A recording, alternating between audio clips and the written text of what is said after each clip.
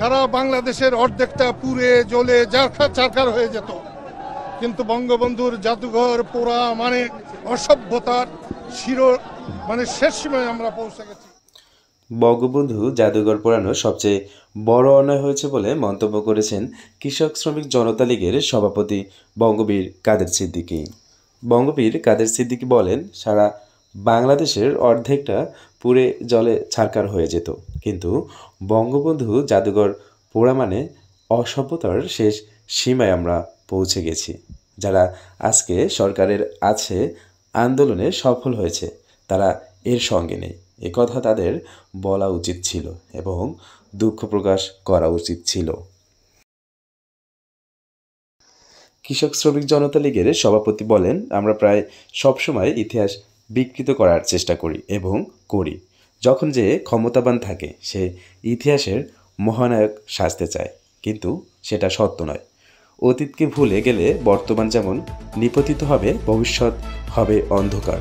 আমি একটা কথাই বলবো, স্বাধীনতাকে মূল্য দিতে হবে, স্বাধীনতার বীর সৈনিকদের মূল্য দিতে হবে, শহীদদের মূল্য দিতে হবে, স্বাধীনতার নেতাদের মূল্য দিতে হবে। তাদের অস্বীকার করে আমাদের ভবিষ্যৎ ভালো হবে না। এই ক্ষেত্রে বঙ্গবন্ধুকে কোনো মতেই অস্বীকার নয়।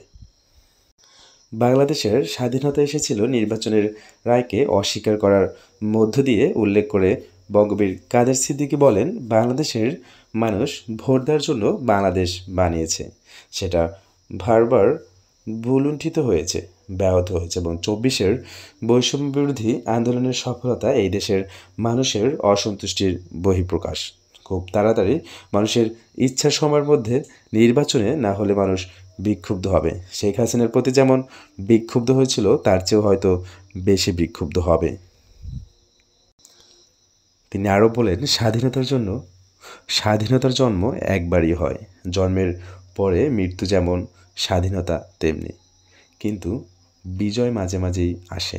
একটি বিরাট কিছু তার মধ্য দিয়ে অর্জন হয়। ২০২৪ সালের জুলাই আগস্টে সত্যি একটা জাতির ঐতিহাসিক বিজয় এসেছে। এই দেশ মানুষের দেশ, সেই দেশকে মানুষের চাহিদা মতো পরিচালিত করা হয়নি। সে কারণে মানুষের বিক্ষোভের কারণে বৈষম্য বিরোধী আন্দোলনে সফলতা